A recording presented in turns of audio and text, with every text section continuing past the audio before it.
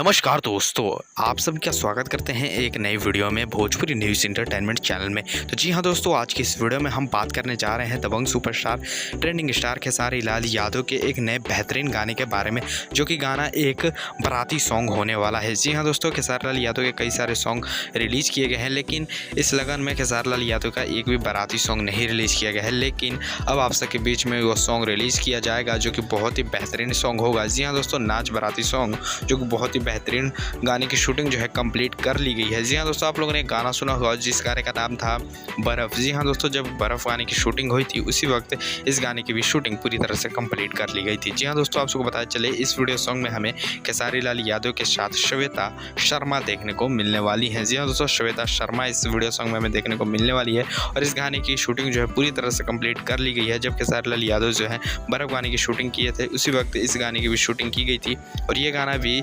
Balaji record Bhojpuri channel पर ही release किया जाएगा।